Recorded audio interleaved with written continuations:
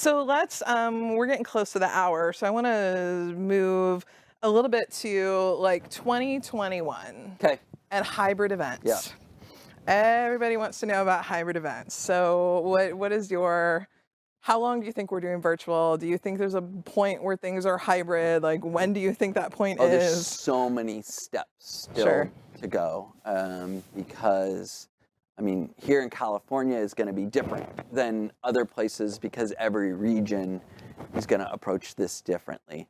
I think, hybrid events it's going to be multiple levels of hybrid events. You're going to have the first level of hybrid events where you can maybe you can have your table. Normally you would host a table of, let's say, 8 people, and maybe they come to your house and you have a drive-in food service or pickup or Hmm. tabletop in a box Yeah. that then comes to that sponsor's house and everybody is together enjoying that meal, but it's still fairly virtual, just with elements of in person Hmm. by table. Hmm. Then as we open up to 50-person events, I think that's going to happen. I think you're going to be able to have donor receptions Hmm.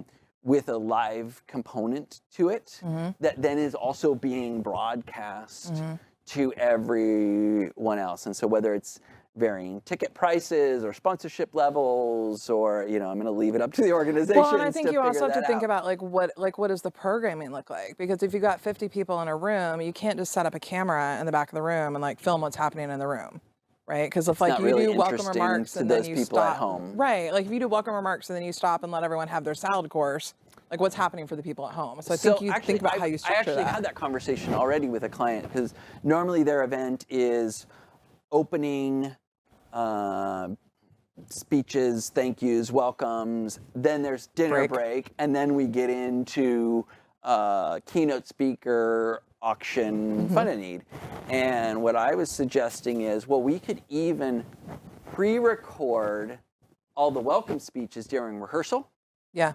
And so they could even keep that same format for everybody live, but then the broadcast wouldn't necessarily see it that way. Yeah. While they're eating live, we would start to show Oh, the stuff that the you stuff that we recorded. pre-recorded Oh, that's and then smart. transition into the live at the appropriate time Yeah. as well. So it takes a lot of organization, Right. but you can give everybody the same program, even though to a certain percentage of your audience, it's spaced out differently. Right. One of the challenges or factors to consider, though, is that you're now producing 2 events, right? Because Yeah. you're I producing think the hybrid event in events I person. think the idea of hybrid events is awesome. I think the execution of hybrid events is Mhm. really going to be personalized by Yeah. organization, Yeah. because although everybody wants to be back in person, it's not going to be financially sustainable for everybody to jump back in to live if you're also producing hybrid at the same time. Hmm.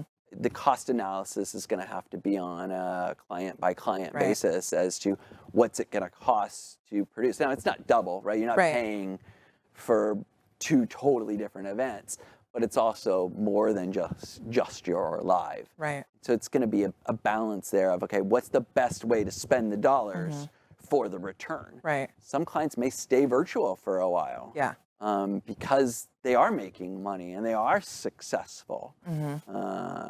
But there's others, you know, I mean, I think some of that goes to like the guest experience too, right? Of like, I mean, I work on a lot of wine auctions. It's hard to do a virtual wine auction unless you're shipping a lot of wine a lot of places. Like right. they're so wine tasting dependent that like maybe those events there is a certain ticket level that you go in person and you're able to taste all the wine, but then there's the larger event that is, people are just watching at home the program and bidding on things, but they don't get the wine tasting. Like I think that Right. that whole guest experience, what's important to your audience, like what do you need them to experience is going to What do factor you into need them to that. experience? And what do you need them to experience to raise the dollars that you want? Right. Because it's going to be a tough decision. Like, you may want to do things, you may want to have everybody there, but it may not make the most fiscal sense. Sure.